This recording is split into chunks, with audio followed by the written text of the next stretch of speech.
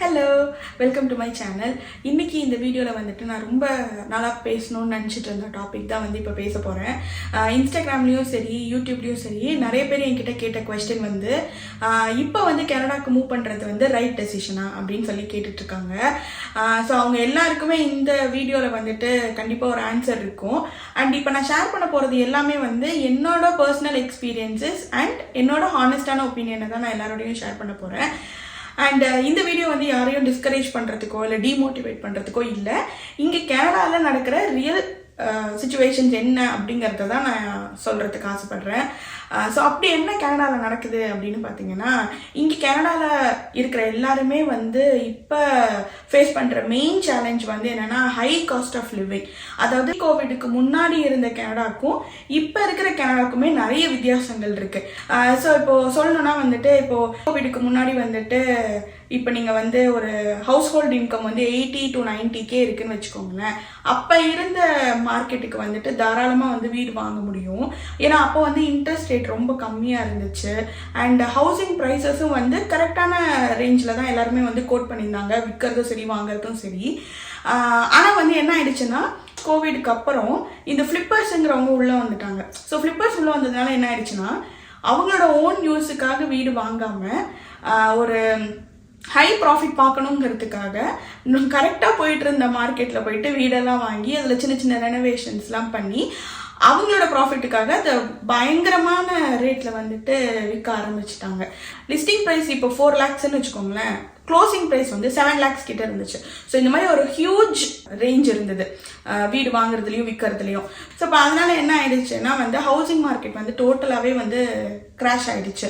Housing market crash ஆனதுனாலையும் இன்ஃப்ளேஷனும் ஜாஸ்தி ஆகிடுச்சு இல்லை கோவிடுக்கு அப்புறம். ஸோ இது எல்லாத்தையும் சரி கட்டுறதுக்கு என்ன ஆயிடுச்சுன்னா, பேங்க் ஆஃப் கனடா என்ன பண்ணிட்டாங்க, இன்ட்ரெஸ்ட் ரேட்டை வந்து இன்க்ரீஸ் பண்ணிட்டாங்க. ஸோ நாங்கள் வந்து சொன்னோம் இல்லையா, நாங்கள் வந்து இந்த வீடு வந்து 2021 வாங்கினோம். அப்போ வந்து 0.9% இருந்துச்சு. ஸோ இப்போ இந்த பேங்க் ஆஃப் கனடா இன்ட்ரெஸ்ட்டை ரைஸ் பண்ணி இப்போ வந்து அது வந்து 5% வந்து நிற்கிது. அப்போது ஒரு ஆவரேஜாக ஒரு வீட்டில் வந்துட்டு இப்போ வீடு வச்சிருக்கிறவங்களோட நிலவரம் எப்படி இருக்குன்னா, ஒரு $1,000-$1,600 எக்ஸ்ட்ரா அவங்க பே பண்ணுற மாதிரி இருக்குது. இப்போ வந்து இது வந்து ஒரு வீடு வச்சிருக்கிறவங்களோட சுச்சுவேஷன். இப்போ இதே 2-3 வீடு வாங்கியிருப்பாங்கல்ல, அவங்களாம் என்ன பண்ண முடியும் மார்ட்கேஜ் கட்டுறதுக்கு? ஸோ அவங்க வந்து ரெண்டலுக்கு விட்டுருப்பாங்கல்ல அவங்க ப்ராப்பர்ட்டிஸை. இப்போ அதனால வந்து அவங்க வந்து ரெண்ட்டை வந்து இன்க்ரீஸ் பண்ணிட்டாங்க. ஸோ இந்த ரெண்டல் ப்ரைஸஸ் வந்து எவ்வளோ தூரத்துக்கு ஏறி இருக்கு அப்படின்னு பார்த்தீங்கன்னா, ஒரு நல்ல ஏரியாவில் 1 bedroom காண்டோவே வந்துட்டு க்ளோஸ் டு $2,000 வருது. 2 bedroom காண்டோஸ் வந்து க்ளோஸ் டு $3,000 வருது. அண்ட் இதில் இப்போ இன்னொரு என்ன விஷயம் ஓடிட்டு இருக்குன்னா, முன்னாடி வந்து பிட்டிங்கிற டேர்ம் வந்து யூஸ் பண்ணிட்டு இருந்தாங்க. அதாவது இப்போ வீடு வாங்க போகிறோம்னு வச்சுக்கோங்களேன், அவங்க வந்து லிஸ்ட் பண்ணியிருப்பாங்க ஒரு ப்ரைஸு. அப்போ வந்து நிறைய பேர் வந்துட்டு அந்த வீட்டுக்கு வந்து ஆஃபர் போடுவாங்க. அப்போ வந்து ஆஃபர் போடும்போது ஒருத்தர் வந்துட்டு நான் வந்து இவ்வளோக்கு வாங்கிக்கிறேன்ட்டு ஒரு நம்பர்ஸ் சொல்லுவாங்க. ஸோ இதில் யாருக்கு அதிகமாக நம்பர் கோட் பண்ணியிருக்காங்களோ அவங்களுக்கு தான் அந்த வீடு போகும். ஸோ இந்த பிட்டிங் டேர்ம் வந்து முன்னாடி வந்து வீடு விற்கிறதுக்கும் வாங்குறதுக்கும் மட்டும்தான் இருந்துச்சு. ஆனால் ரொம்ப ஷாக்கிங்காக எனக்கு என்ன தெரிய வந்துச்சு, ரொம்ப ரீசெண்டாக தான் எனக்கு தெரிய வந்துச்சு, ரெண்டலுக்குமே வந்துட்டு இப்போ நிறைய லேண்ட்லார்ட்ஸ் வந்து இதை பண்ணுறாங்க அப்படின்னு எனக்கு தெரிய வந்துச்சு. இந்த இன்ட்ரெஸ்ட்டை வந்து மேட்ச் பண்ணுறதுக்காக ரெண்டல் யூனிட்ஸோட ப்ரைஸஸும் வந்து பயங்கரமாக வந்து ரைஸ் ஆகிருக்கு. ஸோ இந்த கிராசரிஸாக இருக்கட்டும், இல்லை வந்து மார்ட்கேஜ் பேமெண்ட்டாக இருக்கட்டும், யூட்டிலிட்டிஸாக இருக்கட்டும், ரெண்டல் யூனிட்டோட ப்ரைஸஸாக இருக்கட்டும், எல்லாமே ஏறி போயிடுச்சு. இதெல்லாம் ஏறினுச்சே தவிர யாரோட சேலரியும் ஏறலை. ஸோ ரெண்டாவது ப்ராப்ளம் என்ன அப்படின்னு பார்த்தீங்கன்னா, கனடா வந்து நிறைய இமிக்ரெண்ட்ஸ் வந்து உள்ளே கூப்பிட்டுட்டாங்கல்ல, அந்த உள்ளே கூப்பிட்டவங்களுக்கெல்லாம் வந்துட்டு ஹவுசிங் வேணும் இல்லை, வீடு தங்குறதுக்கு வீடு வேணும் இல்லையா. ஆனால் வந்து இங்கே கனடாவில் வந்து ஹவுசிங் வந்து ரொம்ப கம்மியாக இருக்குது. ஸோ அதனால நிறைய பேர் வந்து ஹோம்லெஸ் ஆகும், ஒரே ரூமில் வந்துட்டு நிறைய பேர் தங்குறதும், இந்த மாதிரி விஷயங்களும் இப்போ நடந்துட்டு இருக்கு. ஸோ ரீசெண்டாக வந்து கனடா கொடுத்த ரிப்போர்ட்டில் வந்துட்டு இந்த ஹோல் சுச்சுவேஷனே அவங்க வந்து 2030 வந்து சால்வ் பண்ண ட்ரை பண்ணுறாங்க. So close to 25 million houses வந்து அவங்க பில்ட் பண்ணாதான் வந்து இந்த சுச்சுவேஷனை வந்து சால்வ் பண்ண முடியும் அப்படின்னு சொல்லியிருக்காங்க. நிறைய இமிகிரண்ட்ஸ் வந்து உள்ளே வராங்கன்னு சொன்னேன் இல்லையா. ஸோ என்ன டைப் ஆஃப் இமிகிரண்ட்ஸ் வந்து உள்ளே வராங்கன்னு பார்த்தீங்கன்னா, இந்த ஸ்டூடெண்ட் வீசா மூலமாக வரவங்க தான் நிறைய பேர் வராங்க. ஸ்டூடெண்ட்டாக வரவங்க பெருசாக ஏர்ன் பண்ண மாட்டாங்க இல்லையா. ஸோ இப்போ அவங்களாம் என்ன பண்ணுவாங்க, ஒரு வீட்டையே வந்து ரெண்ட்டுக்கு எடுக்க மாட்டாங்க, ஒரு ஷேர்ட் அகாமடேஷனில் தான் இருப்பாங்கன்னு வச்சுக்கோங்களேன். இப்போ அந்த ஷேர்ட் அகாமடேஷனில் ஒரு ப்ரைவேட் ரூமுக்கே வந்துட்டு அட்லீஸ்ட் உங்களுக்கு ஒரு $1000 தேவைப்படுது. அது மட்டும் இல்லாமல் ரீசெண்டாக பிராம்டனில் ஒரு வீட்டில் பேஸ்மெண்ட்டில் மட்டும் 20 பேர் இருந்திருக்கிறாங்க. அந்த 20 பேரும் ஒரே ஒரு வாஷ்ரூமை ஷேர் பண்ணணும். அண்ட் அது எவ்வளோ ஒரு அன்சானிட்டரியான ஒரு விஷயம் இல்லை, எவ்வளோ டிப்ரெஸிங்காக இருக்கும். 20 பேர் ஒரு பேஸ்மெண்ட்டில் ஆல்ரெடி லைட்டு கொஞ்சம் கம்மியாக தான் இருக்கும். ஸோ அதில் ஒரு 20 பேர் இருக்கணும்னா எவ்வளோ டிப்ரெஸிங்காக இருக்கும். ஸோ இந்த மாதிரி நிறைய விஷயங்களும் இருக்குது. ஸோ அப்போ வந்து கனடா வந்து என்ன பண்ணாங்கன்னா, அவங்களால டேரெக்டாக வந்து அவங்க வந்து ஸ்டூடெண்ட் வீசாவை வந்து ஸ்டாப் பண்ண முடியாது பெர்மிட்டை. ஸோ அவங்க என்ன ஸ்டெப்ஸ் எடுத்திருக்காங்க அப்படின்னு பார்த்தீங்கன்னா, முன்னாடி வந்து இப்போ நம்ம ஒரு எந்த ப்ராவின்ஸில் இருக்கிற காலேஜுக்கு வேணாலும் நம்ம வந்து அப்ளை பண்ணுவோம் இல்லையா. இப்போ வந்து என்ன பண்ணியிருக்காங்க, இன்னொரு சேஞ்ச்னா வந்து அந்த ப்ராவின்ஸ் வந்து ஆக்சுவலாக உங்களோட அப்ளிகேஷனை வந்து அக்செப்ட் பண்ணணும், அந்த மாதிரி ஒன்று கொண்டு வந்திருக்கிறாங்க. ஸோ ஜஸ்ட் லைக் தட் எல்லாரையும் அலோவ் பண்ணாமல் ரொம்ப ரெஸ்ட்ரிக்ட் பண்ணி தான் வந்துட்டு இப்போ வந்து ஸ்டூடெண்ட் வீசா வந்து ப்ராசஸ் பண்ணுறாங்க. ரெண்டாவது வந்து என்னன்னா, முன்னாடி வந்து ஸ்டூடெண்ட் வீசாவில் வரவங்களுக்கு வந்துட்டு கவர்மெண்ட் அந்த ஜிஐசின்னு ஒன்று இருக்கும், அது வந்து 10,000 CAD வந்து காமிச்சா போதும். ஆனால் இப்போ வந்து அது வந்து 20,300 or 600 க்ளோஸ் டபுள் ஆகிடுச்சு. பேசிக்காக 20,000 CAD வந்து நீங்கள் வந்து காட்டணும். ஸோ அந்த 10,000 ஜிஐசி என்னன்னா, நீங்கள் வந்து $10,000 வந்து கனடியன் டாலர்ஸை வந்து இங்கே இருக்கிற பேங்க்கில் வந்து நீங்கள் வந்து டெபாசிட் பண்ணிட்டீங்கன்னா கவர்மெண்ட் வந்து அதுலேருந்து உங்களுக்கு கொஞ்சம் கொஞ்சம் காசையும் வந்து மாதம் மாதம் உங்களுக்கு கொடுக்கும். இப்போ இங்கே இருக்கிற இந்த காஸ்ட் ஆஃப் லிவிங் மாறினதுனால, ரொம்ப ஜாஸ்தியானதுனால 10,000 வந்து ஒரு ஸ்டூடெண்ட் வராங்க அப்படின்னா பத்தாது. அதனால அவங்க வந்துட்டு 20,000 அதை வந்து டபுள் பண்ணிட்டாங்க. ஸோ இப்போ அதுவும் இருக்கு. இது வந்து புதுசாக வர பிரச்சனையும் கிடையாதான். இது வந்து இதுக்கு முன்னாடியே வந்து வந்திருக்காங்க கனடாவில் இந்த மாதிரி ஹவுசிங் பிரச்சனை. அப்போ வந்து அவங்க வந்து என்ன மாதிரி டீல் பண்ணாங்களோ அதே இதை தான் இப்பயும் டீல் பண்ணுறாங்க. லைக் பில்டிங் மோர் ஹவுசஸ் அதை தான் பண்ணுறாங்க. தேர்ட் சேலஞ்ச் வந்து என்னன்னு பார்த்தீங்கன்னா, நிறைய இமிகிரண்ட்ஸ் வராங்கல்ல, டெக் பீப்புள் நிறைய பேர் உள்ள வராங்க. அந்த டெக் பீப்புள் வரவங்க கிட்டலாம் கனடியன் எக்ஸ்பீரியன்ஸ் எதிர்பார்த்தா எப்படி கிடைக்கும்? ஏன்னா அவங்களே வந்து இப்போ நம்ம இந்தியாவிலேருந்து வரோம்னு வச்சுக்கோங்களேன், இந்தியாவிலேருந்து வரும்போது நமக்கு எப்படி கனடியன் எக்ஸ்பீரியன்ஸ் இருக்கும்? இருக்காது. ஆனால் இங்கே இருக்கிறவங்க எல்லாருமே வந்து ஃபர்ஸ்ட் பார்க்குற விஷயமே வந்து அவங்களுக்கு கனடியன் எக்ஸ்பீரியன்ஸ் இருக்கான்னு பார்க்குறாங்க. அப்படி பார்க்கும்போது நிறைய பேருக்கு அது இல்லாததுனால ஜாப் கிடைக்கிறதும் ரொம்ப கஷ்டமா இருக்கு. ஜாப் கிடைக்கிறது ஒரு கஷ்டம் அப்படின்னு பார்த்தோம்னா, இன்னொன்று வந்துட்டு நிறைய கம்பெனிஸ்ல வந்துட்டு லே ஆஃப்ஸ் நடக்குது. இந்த ஹையரிங் ஃப்ரீஸ் பண்ணி வச்சிருக்காங்க. அப்படி இல்லைன்னு வச்சுக்கோங்களேன், இன்டர்னலாகவே நிறைய ஆள் எடுத்துப்பாங்க கம்பெனிஸ்குள்ள. இப்போ நான் ஒர்க் பண்ணுற கம்பெனிலே இப்போ ஒரு ஓப்பனிங் இருக்குன்னு வச்சுக்கோங்களேன். இப்போ வந்து அந்த மேனேஜருக்கு தெரிஞ்சவங்களே யாராவது இருந்தாங்கன்னா அவங்க அப்படியே சுற்றி சுற்றி போட்டுப்பாங்க. ஸோ இந்த மாதிரி நிறைய ஓப்பனிங்ஸ் வந்து வரமாட்டேங்குது. லிங்க்டின்லேயே வந்துட்டு நிறைய ஆஃபர்ஸ் எல்லாம், நிறைய ஓப்பனிங்ஸ் எல்லாம் இருக்கு. ஆனால் வந்து அதெல்லாம் எப்படி ஃபுல்ஃபில் ஆகுதுன்னே தெரியல. நிறைய பேருக்கு வேலை வந்து கிடைக்க மாட்டேங்குது ஈஸியாக டெக் ஜாப்ஸு. நிறைய ஸ்டூடெண்ட்ஸ் வந்து சொல்லப்போனால் வந்து ஃபேக்ட்ரியிலையும் இந்த மாதிரி ரெஸ்டாரண்ட்ஸ்லையும் அந்த மாதிரிலாம் தான் பார்ட் டைம் ஜாப்ஸ்லாம் பண்ணிட்டு இருக்காங்க. டெக் ஸ்கில் இருக்கிற பீப்புள் நிறைய பேரே வந்து என்ன பண்ணுறாங்கன்னா, இங்கே வந்து ஊபர் ஓட்டுறாங்க. ஸ்டூடெண்ட்ஸுமே ஊபர் ஓட்டுறாங்க. ஸ்டூடெண்ட்ஸ் எல்லாம் பார்த்தீங்கன்னா வந்துட்டு அவங்களுக்குலாம் என்ன மேக்ஸிமம் வந்து என்னது ஒரு $16 per hour வேஜ் இருக்குமா.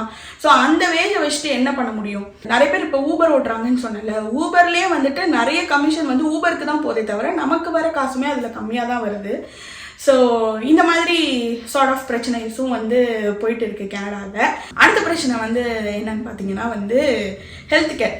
இங்கே நம்ம எல்லாருக்குமே தெரியும் ஃப்ரீ ஹெல்த் கேர் தான். ஆனால் இப்போ வந்து ஹெல்த் கேர் எப்படி இருக்குன்னா, புரோக்கன் ஹெல்த் கேராக இருக்குது. என்னோட வந்து இது வந்து அகைன் என்னோட எக்ஸ்பீரியன்ஸ் தான்.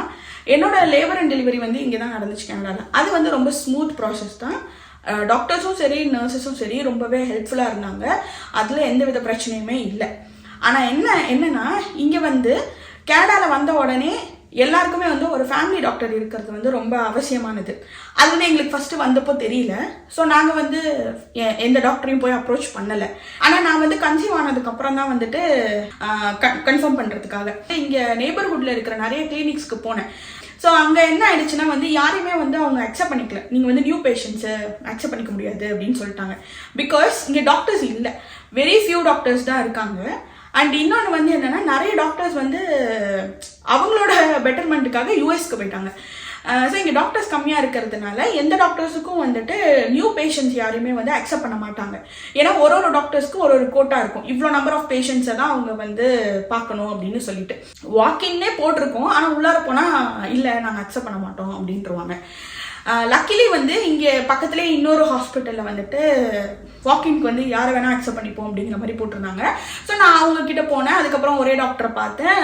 எனக்கு வந்து அவங்களே கொஞ்ச நாள் கழிச்சு வந்துட்டு அவங்களே வந்து எனக்கு வந்து ஃபேமிலி டாக்டராக மாறிட்டாங்க. இன்னொரு நாள் என்ன ஆயிடுச்சுன்னா வந்துட்டு ருத்ரா பிறந்து ஒரு 1 or 2 months வந்துட்டு அவன் ரொம்ப அழுதுகிட்டே இருந்தான்னு சொல்லிட்டு எமர்ஜென்சி கேருக்கு கூட்டிகிட்டு போனோம். அங்கே கூட்டிகிட்டு போனால் என் பக்கத்தில் வந்து ஒருத்தர் உட்காந்துருந்தாரு சேரில். அவருக்கு வந்து நெஞ்சு வலியாம்.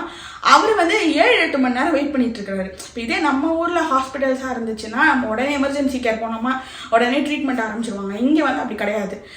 அந்த எமர்ஜென்சிக்கு போனால் கூட அங்கே வந்து வெயிட் டைம் வந்து ரொம்ப ஜாஸ்தியாக இருக்குது. ஃபேமிலி டாக்டர் இருக்கிறது வந்து ரொம்ப முக்கியம். அதோடு இல்லாமல் இங்கே வந்து இந்த டாக்டர்ஸ் வந்து ரொம்ப கம்மியாக இருக்கிற ஒரே ரீசன்னால வந்துட்டு எங்கே போனாலும் வெயிட் டைம்ஸ் நிறையா இருக்குது. இது வந்து இப்போது ஒன்டாரியோவில் ஓகே அப்படின்னு சொன்னா கூட அட்லாண்டிக் ப்ராவின்சஸ் அந்த மற்ற சைடில் இருக்கிற ப்ராவின்சஸ்லாம் அங்கே இன்னும் ரொம்ப மோசமாக இருக்குன்னு நினைக்கிறேன். அங்கே வந்து ரொம்பவே ரொம்ப ரொம்ப ரொம்ப கம்மியாகவே டாக்டர்ஸ் இருக்காங்க. அண்ட் வெயிட் டைம்ஸ் வந்து பயங்கரமாக இருக்குன்னு நான் கேள்விப்பட்டேன். ஸோ ஹெல்த் கேரை பொறுத்த வரைக்கும் வந்து இப்போ வந்து இது வந்து ஒரு ட்ரூலி வந்து ஒரு புரோக்கன் ஹெல்த் கேர் தான். ஸோ அதையும் வந்து கூடிய சீக்கிரம் வந்து கவர்மெண்ட் வந்து அட்ரஸ் பண்ணணும்னு நினைக்கிறேன். அண்ட் அதனால தான் வந்து இப்போ வந்து கனடா பிஆரில் வந்து இந்த புதுசாக வந்து இந்த ஹெல்த் கேர் ஸ்ட்ரீம்லாம் கொண்டு வந்திருக்காங்க. ஸோ ஹெல்த் கேரில் நீங்கள் இருக்கீங்க அப்படின்னா வந்து உங்களுக்கு வந்து பிஆர் ப்ராசஸிங்க்கு உங்களுக்காக ஸ்பெசிஃபிக்காக வந்து ட்ரா பண்ணுறது இந்த மாதிரி கான்செப்ட்ஸ்லாம் கொண்டு வந்திருக்காங்க. ஸோ இதுவும் ஒரு பிரச்சனை போயிட்டுருக்கு. இப்போ இன்னொன்று வந்து என்னென்னா ஒன்டாரியோவில் வந்து டேக்ஸ் ப்ராக்கெட் வந்து க்ளோஸ் டு 30%. ஸோ இப்போ நீங்கள் வந்து 1 lakh சேலரி வாங்குறீங்க அப்படின்னா உங்களுக்கு வந்து 70,000 தான் வந்து டேக் ஹோமாக இருக்கும். இப்போ நான் சொன்ன இந்த housing price, grocery price, rental இது எல்லாத்தையும் இப்போ நான் ஒரு எக்ஸாம்பிளுக்கு சொல்லணும்னு வச்சுக்கோங்களேன். இப்போ உங்களுக்கு வந்து ஒரு 67,000 வந்து உங்களோட ஆனுவல் இன்கம்னு வச்சுக்கோங்களேன். அதில் வந்து 30% போயிடுச்சுன்னா 45,000 ரஃப்லி உங்களுக்கு வந்து டேக் ஹோமாக இருக்கும். அப்படி இருக்கும்போது இங்கே வந்து பர் மந்த்துக்கு வந்து எப்படி இருக்கும், ஒரு 3,000, 3,500 to 3,700 உங்களுக்கு கிடைக்கும்னு வச்சுக்கோங்க. 1 bedroomக்கு $2,000 நீங்கள் வாங்குற சேலரியில் 3,700ல் 2,000 வந்து ஹவுசிங்க்கே போயிடுது. இதுக்கப்புறம் உங்களோட யூட்டிலிட்டி பில்ஸ் இருக்கும், உங்களோட சாப்பாடு செலவு இருக்கும், அப்புறம் உங்களோட என்டர்டைன்மெண்ட் செலவெல்லாம் இருக்கும். இது எல்லாத்தையும் எப்படி வந்து மேனேஜ் பண்ணுறது? ஸோ இதை தான் சொல்கிறேன். சேலரி யாருக்கும் இன்க்ரீஸ் ஆகலை, ஆனால் வந்து மற்ற காஸ்ட் எல்லாமே இன்க்ரீஸ் ஆகிடுச்சு. இப்போ இதே 67,000 நீங்கள் கோவிடுக்கு முன்னாடி ஏர்ன் பண்ணியிருந்தீங்க அப்படின்னா நீங்கள் கொஞ்சமாவது சேர்த்து வச்சுருக்க முடியும். ஆனால் இப்போ இங்கே கனடாவில் வந்துட்டு அட்லீஸ்ட் நீங்கள் வந்து ஒரு 120K to 150K நீங்கள் வந்து ஏர்ன் பண்ணால் மட்டும்தான் இப்போ இங்கே வந்து கனடாவில் வந்து சர்வை பண்ண முடியும் அப்படின்னு இருக்குது. இதுதான் ஆக்சுவல் சுச்சுவேஷன். ஒன்டாரியோவில் டேக்ஸ் ப்ராக்கெட் வந்து ஜாஸ்தியாக இருக்குது அப்படின்னு நம்ம நினச்சா கூட அது வந்து ஒரு விதத்தில் அது நமக்கு வந்து திரும்ப வந்துடுது அப்படின்னே நம்ம சொல்லலாம். ஏன்னா இப்போ வந்து சைல்டு பெனிஃபிட்டாக இருக்கட்டும், இல்லை வந்து சைல்டோட எஜுகேஷனாக இருக்கட்டும், எஜுகேஷன் வந்து ஃப்ரீ இல்லையா? ஸோ இந்த மாதிரி விஷயங்களில் வந்துட்டு அந்த டேக்ஸ் நம்ம பே பண்ணுறது வந்து நமக்கு திரும்ப வருது அப்படிங்கிற வரைக்கும் ஓகே, நல்ல விஷயம்தான். ஸோ ஒரு ஊருக்குமே பாசிட்டிவ்ஸும் இருக்குது, நெகட்டிவ்ஸும் இருக்குது. ஆனால் அதை எடுத்துக்கிறது எல்லாமே வந்து ஒரு இண்டிவிஜுவலோட பெர்ஸ்பெக்டிவை பொறுத்து தான். ஸோ அதுக்காக வந்துட்டு இப்போ வந்து கனடா வந்து கெட்ட ஊர் அப்படின்னு கிடையாது. இது ரொம்ப நல்ல ஒரு பியூட்டிஃபுல்லான ஒரு கண்ட்ரி, ரொம்ப சேஃபான கண்ட்ரி தான். அண்ட் இன்ஃப்ளேஷனுங்கிறது எல்லா ஊர்லேயும் இருக்கிற ஒரு விஷயம் தான். ஸோ கிராஜுவலாக இது எல்லாமே குறையும் அப்படின்னு தான் எல்லாருமே நம்புகிறோம். இவ்வளோ பாயிண்ட் சொன்னோடனே நிறைய பேருக்கு தோன்ற விஷயம் என்னென்னா, இப்போ அங்கே தான் அவ்வளோ கஷ்டம் இருக்கே, அப்புறம் எதுக்கு அங்கே இருக்கீங்க, இந்தியாவுக்கு வர வேண்டியதானே அப்படின்னு சொல்லிட்டு நாங்கள் வந்து 2019 இங்கே வந்துட்டோம். ஸோ இங்கே வந்துட்டு எங்களோட லைஃப்பை நாங்கள் இங்கே செட்டில் பண்ணி வச்சுருக்கோம். ஸோ அப்படி இருக்கும்போது நமக்கு கமிட்மெண்ட்ஸ் இருக்கும் அண்ட் அப்படியே கிளம்ப முடியாது இல்லையா? ஸோ இந்த மாதிரி சுச்சுவேஷனும் இருக்குது. ஸோ இந்த ஹோல் சுச்சுவேஷனே பார்த்தா எப்படி இருக்குன்னா ஒரு ட்ராப் மாதிரி தான் இருக்குது. இப்போ எப்படியும் நவர முடியாது. ஸோ எல்லாரும் ஹோப் பண்ணுற மாதிரி இந்த இன்ஃப்ளேஷனுங்கிற விஷயம் திரும்ப கம்மியாகி திரும்ப கோவிடுக்கு முன்னாடி கனடா எப்படி இருந்துச்சோ அந்த மாதிரி ஒரு ஸ்டேட்டுக்கு போகும் தான் எல்லாரும் நம்புகிறாங்க, நானும் நம்புகிறேன். நிறைய யூடியூபர்ஸ் வந்துட்டு we bought our second home, we bought our third home, fourth home கூட இருக்குது. ஸோ அந்த மாதிரிலாம் நாங்கள் வந்து வாங்கிட்டோம் அப்படின்னு சொல்கிறாங்க. இப்போ கரண்ட்டாக இருக்கிற இன்ஃப்ளேஷனில் வந்துட்டு வர சேலரி வந்து செலவுக்கே போயிடுது. ஸோ இந்த மாதிரி யூடியூபர்ஸ்லாம் வந்து வீடியோ போடுறதுனால என்ன ஆகுதுன்னா வந்து கனடாக்கு வந்து வரணும்னு நினைக்கிறவங்க வந்து ஃபேசினேட்டிங்காக இருக்கிறதுக்காகவே அந்த வீடியோஸ் எல்லாம் இருக்க மாதிரி எனக்கு தோணுது. பட் ரியல் சுச்சுவேஷன் அது கிடையாது. அதை நம்பி வந்து ஓகே கனடா போனால் ஒரு வருஷத்துலேயே 2 வீடு வாங்கிடலாம், 3 வீடு வாங்கிடலாம் அப்படின்னு நினைக்காதீங்க. அது வந்து ஃபேமிலி பேக்ரவுண்ட் கொஞ்சம் ரொம்ப ஸ்ட்ராங்காக இருந்தால் மட்டும்தான் அது வந்து சாத்தியம். ஸோ இப்போ நீங்கள் கனடா வரீங்க அப்படின்னா உங்களோட சேலரியை ஃபஸ்ட்டு பாருங்கள். உங்கள் சேலரி அட்லீஸ்ட் ஒரு 120K அண்ட் அபவ் இருக்கிற மாதிரி பார்த்துக்கோங்க. அப்படி இருந்துச்சுன்னா வெல் அண்ட் குட், இங்கே வந்து மேனேஜ் பண்ணிக்க முடியும். அதுக்கு கீழே இருக்குது அப்படின்னா கொஞ்சம் யோசிங்க. நீங்கள் வந்து ஒரு இடத்துல தங்க போகிறீங்க அப்படின்னா அந்த நெய்பர்ஹுட்டில் இருக்கிற ரெண்டல் ப்ரைஸஸ் எப்படி இருக்குன்னு பாருங்கள். அதை வந்து உங்கள் சேலரியோட கால்குலேட் பண்ணி பாருங்கள், உங்களால் ஓகேவா பண்ண முடியுமா அப்படின்னு சொல்லிட்டு. பிகாஸ் நான் ஏன் சொல்கிறேன்னா, கனடாக்கு வரணும் அப்படின்னு நினச்சா அப்படியே சும்மா நம்ம பஸ் ஏறி வந்துட போகிறது கிடையாது இல்லையா. அதுக்காக நம்ம நிறைய செலவு பண்ணுறோம். அந்த செலவு பண்ண காசு எல்லாத்தையும் நம்ம வந்து திரும்ப எடுக்கணும். அது எடுக்கிற மாதிரி இருக்கான்னு ஃபஸ்ட்டு பாருங்கள். இப்போ இதே வந்து நீங்கள் வந்து ஒரு டெக் ஜாப்ல இருக்கீங்க, ஒரு கம்பெனிலேருந்து இப்போ நீங்கள் இந்தியாவில் இப்போ நிறைய நம்ம ஊரில் ஐடி கம்பெனிஸ் இருக்கு இல்லையா, அங்கேருந்து இங்கே இன்ட்ரா ட்ரான்ஸ்ஃபரில் வராங்கல்ல. இப்போ அவங்க மாதிரி வராங்கன்னா அவங்க டைரெக்டாக அவங்களுக்கு ஒரு ஜாப் இருக்கும் ஹோல்ட் பண்ணிக்கிறதுக்கு, ஸோ ப்ராப்ளம் இருக்காது. ஆனால் நீங்கள் புதுசாக இப்போ கனடாவில் பிஆர்லேருந்து வரீங்க, அவர் நீங்கள் வந்து இங்கே வந்து தான் வேலை தேட போகிறீங்க, இந்த மாதிரிலாம் இருக்குது அப்படின்னா ப்ளீஸ் ப்ளீஸ் ப்ளீஸ் கன்சிடர் பண்ணுங்கள். ஒரு வாட்டிக்கு நிறைய தடவை யோசிங்க. உங்களோட சேலரியையும் உங்களோட எக்ஸ்பென்சஸையும் கால்குலேட் பண்ணி பாருங்கள், எவ்வளோ வரும் என்னன்ட்டு. அதில் வந்து உங்களால் சேவ் பண்ண முடியுதான்னு பாருங்கள். ஏன்னா இப்போ நீங்கள் வந்து உங்களுக்கு வந்து இந்தியாவில் வந்துட்டு நல்ல டைஸ் இருக்குது, உங்களுக்கு நல்ல ஃபேமிலி டைஸ் இருக்குது, ஃப்ரெண்ட்ஸ் இருக்காங்க, ஃபேமிலி இருக்காங்க, நல்லாவே நீங்கள் ஏர்ன் பண்ணுறீங்க அப்படின்னா நீங்கள் கொஞ்ச நாளைக்கு இந்தியாவிலேயே இருங்க. கனடாவில் சுச்சுவேஷன் எல்லாம் பேக் டு நார்மல் வந்ததுக்கப்புறம் நீங்கள் வந்து வரலாம். பிஆருக்கு நிறைய பேர் ட்ரை பண்ணுறீங்கன்னு தெரியும். உங்கள் எல்லாருக்கும் நான் என்ன சொல்கிறது என்னென்னா, ஃபஸ்ட்டு வந்து பிஆருக்கு உங்களோட சிஆர்எஸ் ஸ்கோரு என்ன வருதுன்னு ஃபஸ்ட்டு பாருங்கள். ஏன்னா இப்போ ரீசன்ட் ட்ரெண்ட்ஸில் வந்துட்டு சிஆர்எஸ் வந்து 500க்கு கீழே இறங்கவே இல்லை. அண்ட் மோஸ்ட்லி வந்து ஆக்குபேஷன் ஸ்பெசிஃபிக் ட்ராஸ் நிறைய நடக்குது. அந்த ஆக்குபேஷன் ஸ்பெசிஃபிக் ட்ராஸாக இருந்தாலுமே 500க்கு கீழே ஸ்கோர் இறங்கவே இல்லை. So first of all CRS score எப்படி இருக்குன்னு பாருங்கள். அதுக்கப்புறம் இது எல்லாத்தையும் யோசிங்க. உங்களுக்கு அந்த சிஆர்எஸ் ஸ்கோர் வரல அப்படின்னா அதில் ஏதாவது இம்ப்ரூவ் பண்ண முடியுதான்னு பாருங்கள். இம்ப்ரூவ் பண்ணாலுமே எவ்வளோ ஸ்கோர் ஏறுதுன்னு பார்த்துட்டு அதுக்கப்புறம் ப்ரொசீட் பண்ணுங்கள். எடுத்த உடனே யார்கிட்டையும் போயிட்டு காசை பே பண்ணி பிஆருக்கு அப்ளை பண்ணாதீங்க. பிகாஸ் இங்கே ட்ரெண்ட் அப்படி இருக்குன்னு இவ்வளோ நேரம் இதெல்லாத்தையும் எக்ஸ்பிளைன் பண்ணியிருப்பேன், உங்களுக்கு புரிஞ்சிருக்கும். அதே மாதிரி நிறைய பேர் என்கிட்ட வந்து இன்ஸ்டாகிராமில் சொல்கிறீங்க, இந்த மாதிரி 3 lakhs பே பண்ண சொல்கிறாங்க, 4 lakhs பே பண்ண சொல்கிறாங்க, ஜாப் வாங்கி தரேன்னு சொல்கிறாங்க அப்படின்ட்டு. தயவுசெய்து நம்பாதீங்க, அது எல்லாமே ஃபேக்காக தான் இருக்கும். அதே மாதிரி கனடாலேருந்து நாங்கள் கனடாவில் இருக்கோம், உங்களுக்கு நாங்கள் ஜாப் ஆஃபர் தரோன்ட்டு இன்டர்வியூவே இல்லாமல் ஒருத்தவங்க ஜாப் ஆஃபர் தராங்க அப்படின்னா அதையும் தயவுசெய்து யோசிங்க எப்படி தருவாங்கன்ட்டு. இன்டர்வியூஸ் கண்டிப்பாக இருக்கும். ஒரு இன்டர்வியூ இல்லாமல் கூட உங்களுக்கு வந்து ஜாப் ஆஃபர் தர முடியாது, தரக்கூடாது அது. ஸோ அதை நம்பியும் ஏமாந்துடாதீங்க. யாருக்கும் காசு கட்டி ஜாப் வாங்கி தரேன்னு சொன்னாங்க அப்படின்னு சொல்லிட்டு சொன்னாங்கன்னா அதுவும் நம்பாதீங்க. நிறைய ஸ்கேம்ஸும் இந்த மாதிரி போயிட்டுருக்கு. ஸோ இப்போ நான் சொன்ன பாயிண்ட்ஸ் எல்லாத்தையும் சேர்த்து வச்சு சொல்லணும்னா, இங்கே வரவே வராதிங்கன்னு நான் சொல்லலை, வர்றதுக்கு முன்னாடி ஒரு 10-15 தடவை யோசிங்கன்னு தான் நான் சொல்கிறேன்.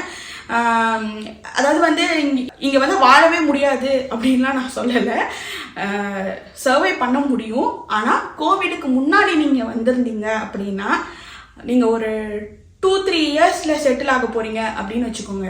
ஆனால் இப்போ இருக்கிற சுச்சுவேஷனில் நீங்கள் செட்டில் ஆகிறதுக்கு ரொம்ப டைம் எடுக்கும்.